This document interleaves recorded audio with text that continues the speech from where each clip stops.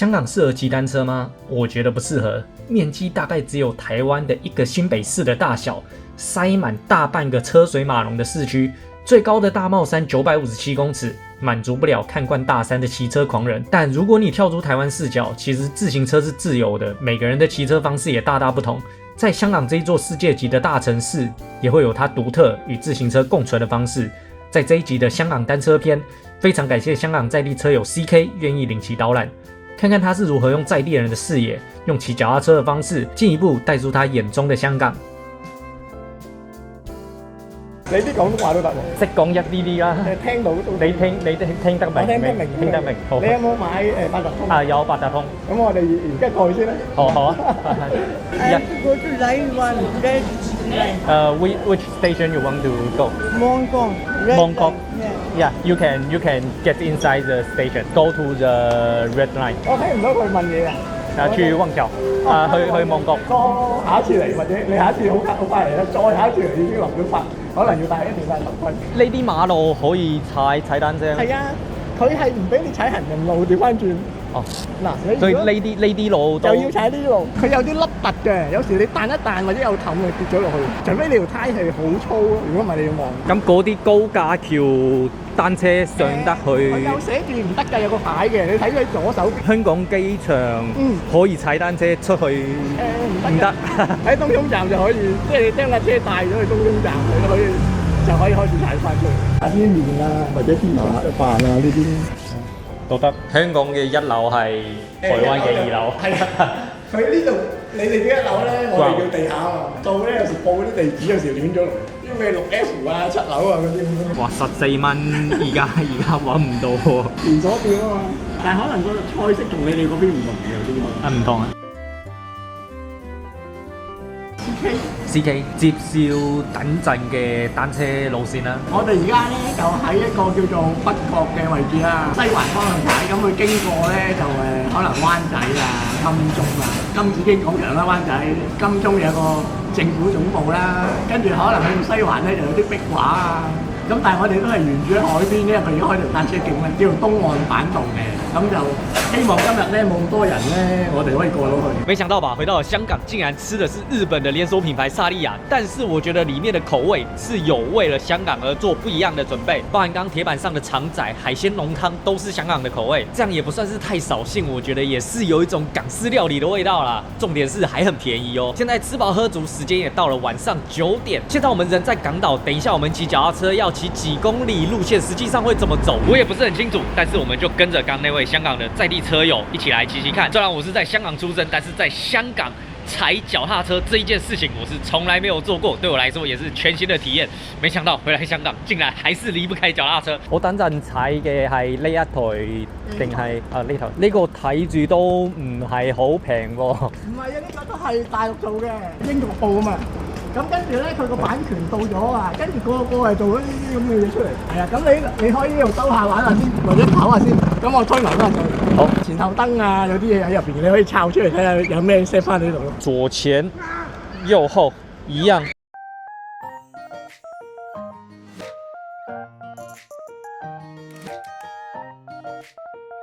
即係細就係細齒輪，就係大齒輪咯，就係撳落去嘅。好。咁出街咧就係嗰個。哇，好靚喎！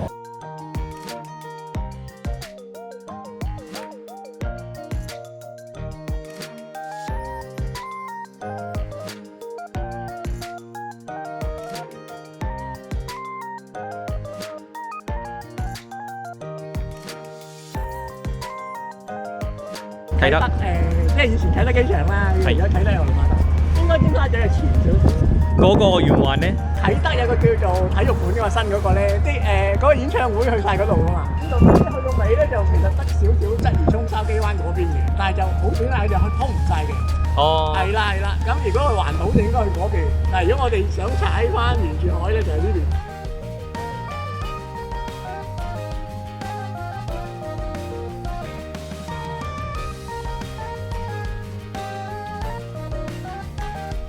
個前面對岸嘅話係邊度啊？係尖沙咀嚟應該，呢度前面係中環金鐘嗰啲。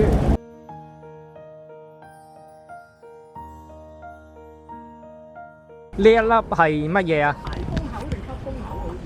咁呢度係邊個地鐵站？應該係炮台山呢個位置叫中岸公路。2set 呢個中銀大廈嚟嘅，已經係中環嚟嘅。貝殼形狀呢個位咧，呢個應該叫會展中心。尖沙咀係啦呢邊。咁中間嗰個係摩天輪啊。咁嗰棟樓咧？嗰棟應該係 IFC。影張相先。好啊好啊好啊！哇，好靚！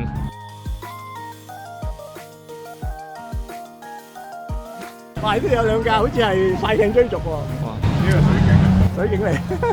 水警咁捉咩嘢啊？捉走私啊！唔知係咪？咁靚都有走私，香港會揀呢度走私。西環嗰邊有㗎，好快嘅。係個水警嘅藍燈。通常咧警察就會用呢啲藍燈，一般人應該就唔會用藍燈。出去啊嘛，左上右落，我哋左邊出去。咁而家如果你哋喺台灣就要轉咗呢邊啊，我哋就呢邊嘅。係相反咗。係啦，相反咗。同日本一樣。係同日本一樣。咁跟住我哋就沿住呢條過去。好啊。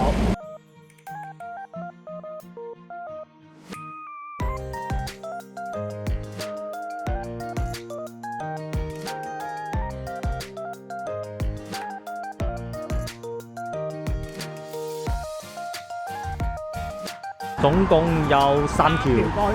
邊條車最多人用？呢個係最先嘅，應該係最多呢個嘅。呢個揸車過去20幾蚊嘅都要。20幾蚊台幣。呢個好似最平啊，好似係西隧，好似唔知40蚊定點樣嘅。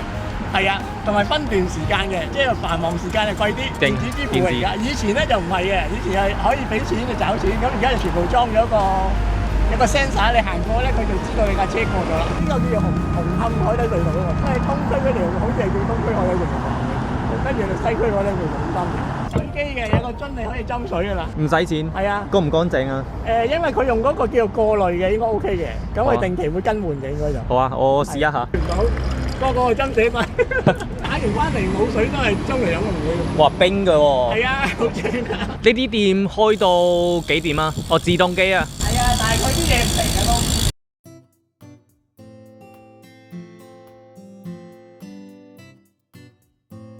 年青人會賭馬定係？啲人咯，譬如我唔賭嘅，咁有啲人就賭嘅，場場都走去睇，即係日日一賭親，可能星期六賭馬，佢成日喺度睇住嗰啲報紙啊，睇啲資訊啊，喺度賭。咁香港嘅人而家全部人賭馬？我諗係賭嘅就嗰班就嗰班，但係幾多 percent 我就真係唔知。但係遊客就嚟，即係佢譬如個跑馬地或者沙田有個馬場啊嘛，佢哋又會入去參觀下睇下。即係佢未必真係可能賭一場啊，玩下啲氣氛啊，哇上啊咁樣喺度嗌啊咁樣，睇下啲感受下啲氣氛咪有咯。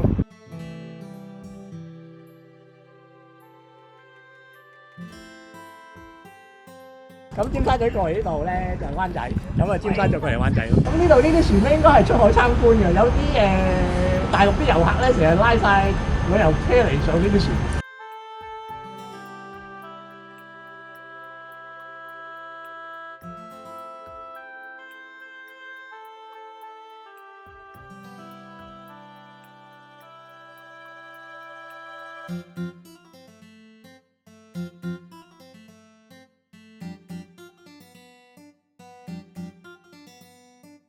呢度呢個碼頭而家有用嘅，有用嘅。係有時佢哋嗰啲遊艇發上嚟啊，即係其實個碼頭係可能公眾嘅，咁你私人啲遊艇可以喺度上落。哦，係啊，可以拍賣。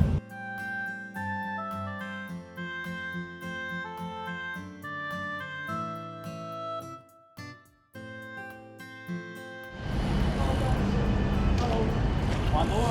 環島啊，好喎！跟唔跟啊？環島啊，得唔得啊？得。得啊，跟喎，等一陣啊，係咪環島啊？環島啊！真係跟啊！真係啊，我得。等一陣啊，佢跟啊，等一陣啊。佢啱喺台灣過嚟嘅。哦，喺你哋喺咩前面集合？我哋喺北角。我哋翻去一齊喎。好，大概幾公里啊？好，现在我们遇到了突发事件。原本刚刚在介绍香港岛的各个地名的历史，但是突然遇到了2位车友，所以我们改变路线、改变计划，变成改环香港岛40公里。那我们就直接出发，跟着前面2位车友。原本想说香港不适合骑脚踏车，这一次到香港就不带车、不骑单車了。沒想到單車還是在追着我啊！得啊，你唔好再踩啊！係啊，你再踩，拎都咬埋嘅。好啦，咁啊〜咁就有緣再見。好，好啊，我哋下次再有。好啊好啊好啊有機會。我見佢過啱咁巧過咗嚟又嚟幾多日啊哇地鐵又通宵喎，咁啊見佢嚟幾多日啊？嚟幾多日啊？嚟今日第2日，喺5日好似佢大概。係啊，有冇機會我你有冇電話交換電話俾你？有個 YT 啊 channel，有個 YouTube 佢拍 YouTube 係啊，哦，好啊可以 YT YouTube 啊，YT channel 啊。 YouTube 嗰啲 channel，佢叫雷哥啊， YouTube YT channel。係啊係啊 OK。佢有一個叫拖鞋騎士雷哥。呢個 Facebook 可以見到佢有時會 post 啲嘢 Facebook，咁你見到佢仲想去邊？好啊，佢過嚟香港嘅個 post 啊！我上次都踩完台灣，下次揾你帶路咯，唔係好識路啊。我就下次揾佢啦。來台灣去環島玩揾我啊！好啊，多謝，好，好，拜拜。拜拜再問你記得有電話咯，我哋見面咯。如果係踩車咧，好多時都交到朋友嘅，係即係咁啊，打個招呼啊，hello 啊，早晨啊，咁有時就交朋友啦，一齊踩下。冇備胎，因為再搞條攤，因為油站打翻氣可能有機會得，打氣唔得。散步推翻去都得喎，呢度都唔係好遠啫喎，翻去就收檔，聽日再出去。好啊，聽日睇下有冇香港嘅觀眾睇咯。有啊，我咪咯，咪我另外一個都係踩單車嘅，佢都有睇你。佢話：哇，喺搏老命，我帶咁多嘢過，幾十公斤喎。跟住話後生啊，我哋唔得啊。聽唔聽得明普通話？你而家聽得多啲，因為成日要交流啊，同內地咧。咁以前咧就少啲嘅，有啲人連簡體字都唔識嘅，即係話譬如以前中國內地啲書係簡體字噶嘛。咁有啲人我死啊，我唔識睇啊嗰啲字咁樣。而家咧佢搞下搞下咧，佢哋都開始識啦。可能新一代都有教普通話啩，我哋老啲年紀咧就以前冇教普通話嘅，英文都得嘅。但係英文咧就新潮嗰啲店咧，後生啲嗰啲侍應嗰啲會得。如果你話啲好似比較老人家嗰啲，佢未必識聽咯。我記得以前香港英文好勁，咁而家香港邊種人佔多數啊？有啲咧就移民咗嘅，跟住又補充翻大陸申請落嚟嗰啲，咁所以嗰啲香港人其實已經溝勻咗咧，可能分分鐘係1/3已經係大陸落嚟嘅，即係咁講啊，我唔知係咪啦，係咪好多大陸人咧？咁都有啲外國人嘅我諗，但係大部分溝落嚟嘅都係大陸人嗰邊多啲咯，相信就係咁。係啊，但係呢個係個人嘅意見啫，實際冇統計。觀光船一班搭一次要幾蚊啊？唔知道，因為冇搭過。其實喺你面前嗰啲，你唔會去坐去觀光㗎嘛。成日都見到呢個維港。12點過後就過年。係啊，而家過咗年啦嘛。我講嘅廣東話，你覺得聽唔聽得明？聽得明，但係咧有少少歪咗少少音啊，唔係好正宗嗰個感覺咯。但係聽得明你講咩個內容嘅。咁聽得出係台灣嘅音。係啦係啦，即係唔係正常廣東話嘅音，但係即係嗰個發音你係聽得過裏邊嘅意思啱。幾個拍聲係啱嘅。唔係啱嘅，其實係啱嘅，但係你嗰個有啲詞語氣係啦，語氣同埋發音可能有啲同台灣你係啦，同香港講嗰啲唔同咯。嗰個意思係明白嘅，起碼有8成9成咯，都嗰個表達到嗰個意思溝通到。好多謝晒，我又多謝晒你，可以陪我行咗好耐。係啊，好啊，唔該晒，唔該晒，拜拜，聽日見，拜拜，拜拜。一样是回到尖沙咀的重庆大厦，但是今天我们订的是另外一家，因为现在晚上已经是半夜的1点了，所以柜台这边没有人，但是你随时按门铃都还是会有接待人员，所以就在这边稍微等个5分钟。这一间旅店看起来里面就已经有房间了，不会像昨天一样还要被印度人疯狂的转车走到另外一个街区，再进去住宿。Upstairs。 OK，Thank you。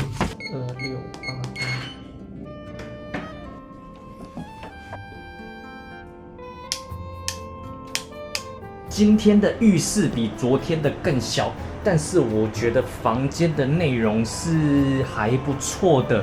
首先呢，有对外窗，还是有看到一点 view 的。等一下来开窗拍拍看，窄窄的走道，该有的都有，不管是电视啊、冷气机，我觉得是蛮舒服的，但是也不用管这么多，因为现在时间已经半夜1点半，等一下洗完澡出来都2点了，弄个充电什么的。从回到香港之后就是一直走路，所以今天也是非常的累了。原本想说今天有蛮多感想可以打个网志，但是网志回台湾再打。香港人只要一热心起来，他也是跟你玩真的。车友在路上见个面打个招呼就可以直接交换联络方式。另外就是像我今天在办证件的时候有遇到一些问题，所以我势必要来香港第2次。但其实认真来说，我还需要来到第3次。但也是因为这位香港在地车友 CK 愿意帮我代为收件转寄到台湾的缘故，所以可以让我省下第3次的机票钱。以前我们的刻板印象都会觉得说香港人讲话大声没礼貌，但是长大经历职场的历练之后，反而会觉得香港人有话直说直接的个性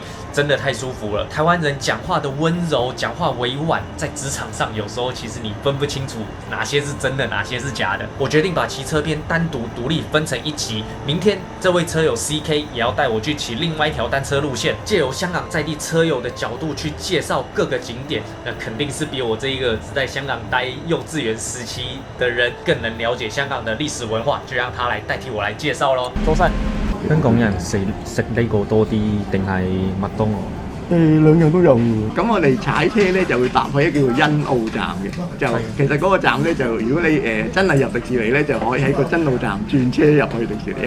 嗰個迪士尼列車咧有啲耳仔啊，嗰個咩米奇老鼠嘅耳仔喺外邊啊，咁一陣間喺度睇下咯。香港人真係會日日飲茶啊？有啲老人家習慣就會，即係譬如佢冇嘢做，酒樓有啲朋友傾下偈咯。飲茶其實而家個消費都唔係平。但係以前我哋細路嗰個年代咧，咁嗰啲父母成日扯住要帶我哋飲茶。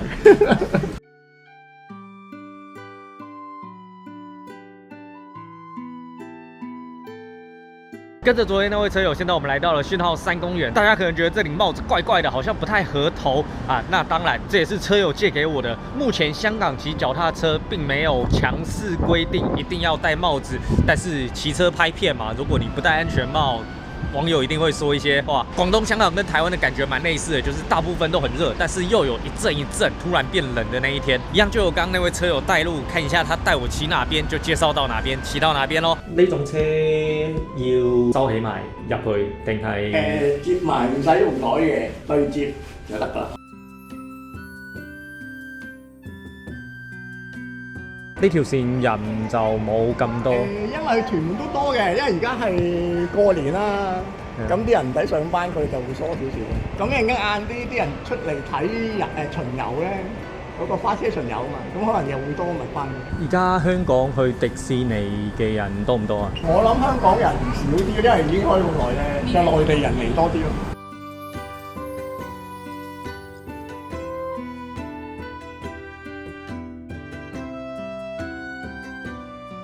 呢度就係欣澳站啦，空間比較大啲喎呢度。因為呢度係比較相對係郊區啲啊嘛，因為去到機場嗰個遠離開個市區遠少少。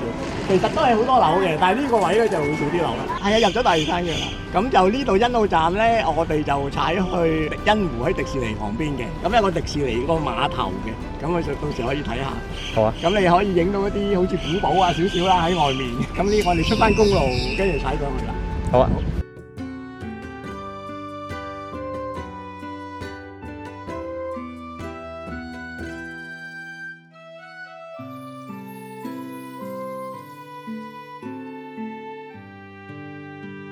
香港是世界最小的迪士尼乐园，票价大约3000元台币左右。我自己是还没有去过迪士尼，听说里面会让人有一种沉浸在童话世界的感觉，非常值得一看。本来这一次也想挑一天入场迪士尼，但是查了查香港游乐园的票价，就打消了这个念头。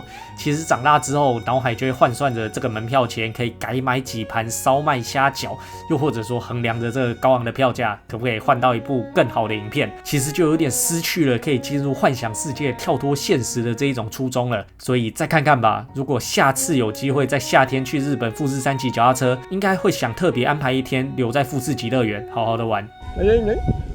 我唔使，一上嚟到唔影啊！我拍啲風景就得。好。呢個1萬幾錢啊？我諗可能要2000蚊，我估而家。2000蚊港幣。千幾啦，起碼都，千幾因為我嗰時住過，有埋泳池啊，有埋迪士尼，好似2000幾蚊，即係有埋入埋迪士尼嘅嗰陣時。你嗰邊嘅話係香港嘅邊度啊？呢度啊，唔清楚。咁呢個山頭有冇人住啊？住？我估係冇咯。好。係啊，大嶼山嘅其中一個位，即係比較冇人，因為中間有啲位係冇人。咁呢個紅綠燈真嘅定係假嘅？假嘅應該係。所以唔使理啊。係啊，前面有一架，佢哋迪士尼嗰啲片嗰啲嘢咯，應該。70米啊！哇，好快啊！70米，得到冇路啦。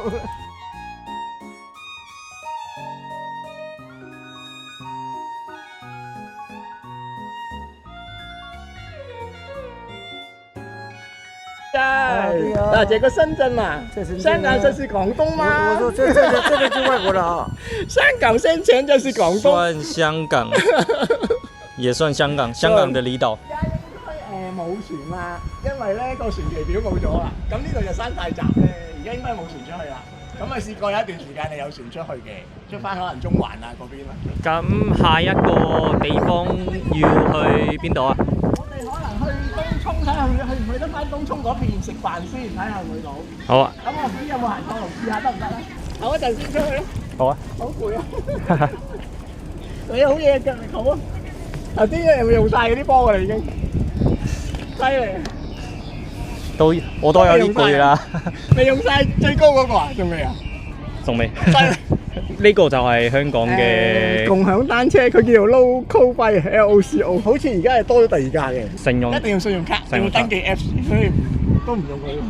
好麻煩。刚刚在前往迪士尼的路上，整路几乎都没有车，没有人，算是有点颠覆了我之前对香港的刻板印象。以前只有搭着巴士在车上看着桥上的风景，顶多就是坐地铁上去东涌的百货中心看一下，因为东涌距离我生活的九龍已經很遠了。對於小時候的我來說，東涌就像是世界盡頭一樣的距離。前面咧應該有一條咧係比較好似類似村路咁咧，但係都係石屎路嚟嘅。咁就應該可以經過一條隧道嘅位去東涌嘅。咁希望一間冇行錯路就去得到啦。咁去唔到我哋翻轉頭搭嗰個火車走㗎啦，翻嚟呢個一路。好啦，就咁。好，大嶼山嘅南邊踩唔踩得？踩車咧應該成個大嶼山都踩得嘅。都踩得。但係揸車咧，因為有啲位佢係要有啲 license， 即係有個許可證先入得。咁係本地人住嗰啲人咧先可以入得嘅，有啲位係。咁大嶼山雲一村大概幾公里啊？因為係應該環唔到，因為有啲去到某啲路已經行唔通嘅，咁變咗我就好少聽人話環大嶼山咯。咁環香港島就多40公里。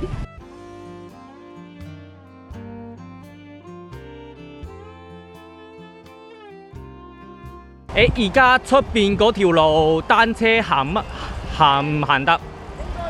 應該唔得。佢喺裏邊有一條再入去裏邊，即係最左手邊應該仲有一條嘅。咁嗰條就得，呢個高速應該唔得。咁點樣分別係唔係高速？佢有個牌唔俾單車入嘅，110咧係110公里啊，太高速啊，我哋應該入唔到去。單車入去單車打斜，唔俾你入單車咁樣，你要睇定嗰啲牌。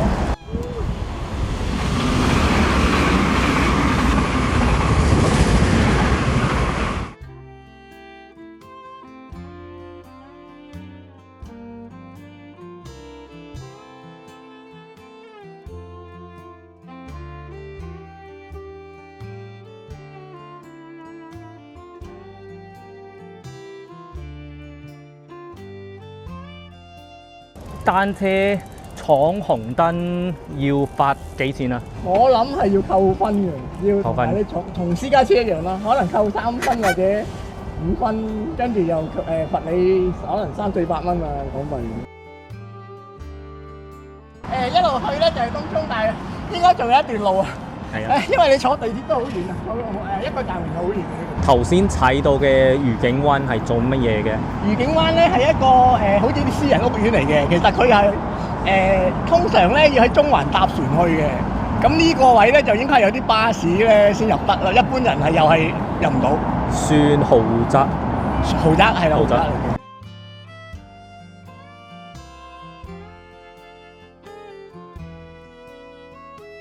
咁單車想要喺香港上呢啲大巴係得唔得嘅？上大巴就變成同台灣一樣，你接咗佢，跟住揾個膠袋或者攜車袋入咗去。垃圾袋得唔得啊？一般就俾，但係一般就俾。試過有一個咧，我就試過咁上車啦，跟住你個唔係單車袋喎，你下次用翻單車袋，但係佢知道係垃圾袋，跟住我好啊，我想俾你上咗去咯。你東涌呢度平時香港人會嚟到東涌呢度做乜嘢啊？佢呢度有個嗰啲叫做減價outlet啊，即係話可能買波鞋或者買衫啊嗰啲平啲嘅。真係會比較平少少嘅，平少少。咁佢有時就同埋有嚟呢度東涌可以轉一個巴士去機場啊嘛，咁都可以搭到嚟東涌搭地鐵，跟住就轉一次巴士入去機場先得。平時搭個昂坪360去行過大闊嘅香港人多唔多啊？我諗少啊，都係外地，即係話裏邊內地人多啲。因為嗰個360嗰個纜車咧開咗好耐啊，同埋佢會一大風都會停㗎。咁同埋佢嗰個樣咧，好似係海洋公園入邊嗰個差唔多咁嘅樣嘅。咁如果啲人去完海洋公園都唔使嚟呢度，加20服務費喎，即係加20%。而家嗱，俾條加20，我哋俾人攝咗落嚟。兩位啊！再嚟兩位，手大陣間先。你睇呢啲點心正唔正宗啊？一般，食落先知，但係似係手做咯。佢即係佢係好似粒粒唔同樣嘛，似係手做，即係唔似係預製咯。都可以，幾好，都好正啊！搭地鐵記得揾輪椅位，空間比較大啊。但係如果有輪椅啊，真係要讓人哋喎，冇辦法喎。如果冇輪椅嗰時，我哋就放車可以方便啲。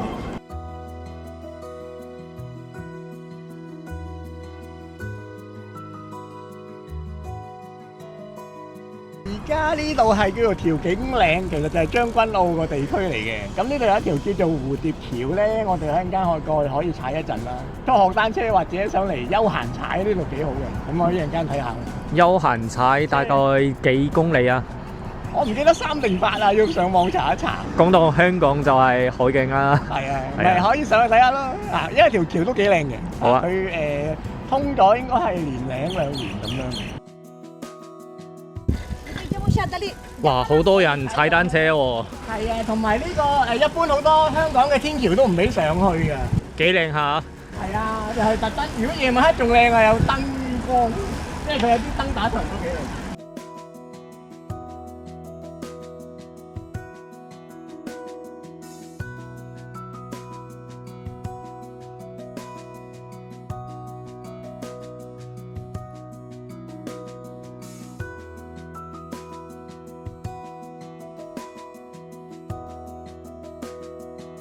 呢啲藍色同埋綠色嘅車有乜嘢？有兩間公司嘅，一間就係叫 Local Bike， 一間叫做 Hello Cycle 好似。椅墊嘅高度。跌咗嘢，睇住。我跌咗把遮。呢度。多謝。你話個椅嘅高度調得？係。可以嘅，可以。可以。但係佢冇得轉波㗎。一上車就好重腳。咁可唔可以隨便停、隨便還？即係佢有限制你邊度停邊度唔停，就佢有但係冇站，即係冇話一個泊車處咁樣咯。係唔係有一個 area 俾你停？係啦。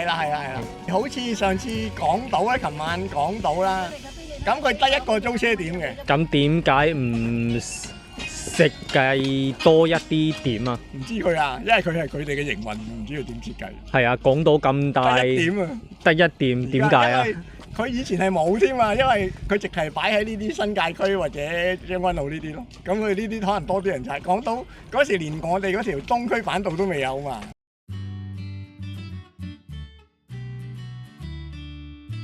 唔係，因為而家唔係平時喎，因為年初一啲人個個放假喎。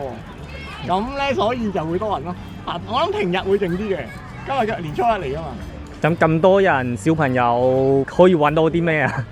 唔知㗎，咪出嚟行下、散步啊、踩單車啊，好似頭先玩滑板啊、打天秋啊，好多嘢玩。諗到以前都係啊。而家行咗一個圈啦，咁我哋係咪再踩一個圈定係已經可以完成咧？今日要你決定啦。我諗你唔好跌落水得噶啦，即係你唔會飛咗出去個海面跌咗落去。係唔會，但係佢都冇。我驚白紙啊！呢啲紅區係咪啊？紅區係唔得嘅，唔係即係隔離唔得咯。呢度紅區唔得咯，你呢度得。係啊，你咪放下咯，玩唔係你放，你唔好咁遠嗰度喺度，即係去到可能係橋嗰度中間放一陣或者點樣？橋中間得唔得放啊？你咪去到嗰啲冇。話係咁話，但係呢個唔係呢個圖係邊個出嚟嘅先？香港啊，即係佢會話俾你聽邊度飛得唔飛得？係香港官方嘅，咁得咯。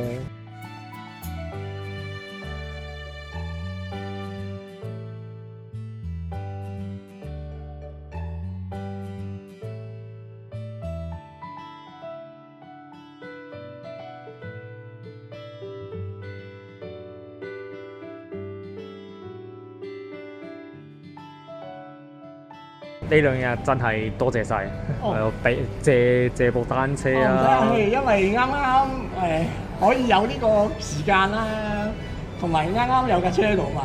台灣人啊，同香港人有啲咩唔一樣感覺？唔一樣啊？係啊，感覺就唔知真定假啦，就好似台灣人係禮貌過香港人咯。可能香港人會對點啊啲西方文化嗰啲可能會了解多啲比較急啲咯，香港人應該係我覺得。咁你如果台灣人應該係步伐慢啲咯，唔相對嚟講。经过了一整天的骑乘下来，现在时间晚上6点半，真的要再次谢谢那位车友帮我度过了非常充实的2天。因为我这次回来最主要的目的就是为了办证件，然后还有回钻石山看一看。香港真的很小，其实去完这2个地方之后，我也不知道接下来还可以去哪里了。再次谢谢这位本地的车友 CK 替我导览香港的各大景点。天色慢慢暗了下来，香港的大楼也逐渐点灯，准备要进到香港最精彩、最精华的部分。最后再去逛一下昨天没有逛到的维多利亚港、星光大道。现在我们人就在尖沙咀。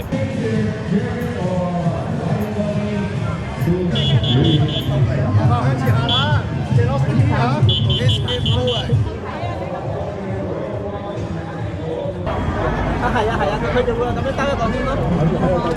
兜到呢度嚟完㗎啦。睇到啊！呢度你盡量去翻嗰邊，或者繼續往前向前行啦。呢度已經太多人啦，你睇唔到㗎啦。香港嘅樓梯口啊！呢個山仔樓梯口啊！不好意思，我都要到。可以，往沙洲可以對面啦。對面呢度一樣落去之後，四通八達八爪魚咁啊。係啊，落咗就得㗎啦你。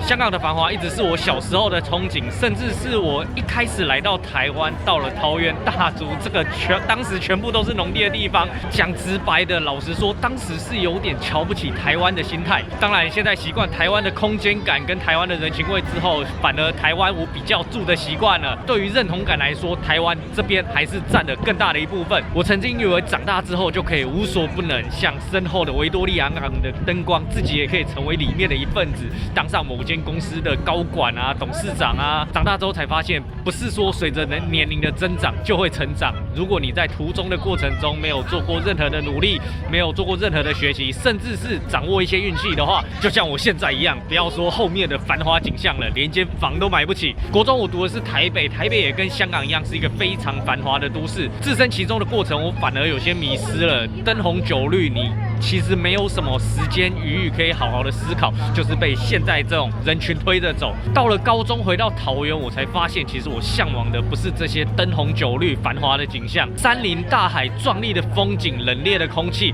我觉得这个比较适合我，所以我才开始继续骑脚踏车，喜欢上这个运动。香港、日本、台湾都有截然不同的特色、景色、文化、历史，但是世界非常的大。我常常听到有人说，等到退休之后，你有那个身体健康，或者说你有足够的时间去把你剩下想去的地方一次去玩吗？更别说除了我们身处的亚洲以外，还有欧洲、北美洲、南美洲、澳洲，所以我们不能再等了，抓到机会就要赶紧上船。时代不会等你，不管是变好还是变坏，你都必须要跟上它的脚步，去抓住那零星的机会。原本想着晚一点再做收尾，但是考量到吃宵夜的过程中又拍到了一些崭新的素材，考量到影片的长度与主题性，就改到下一集再放上来。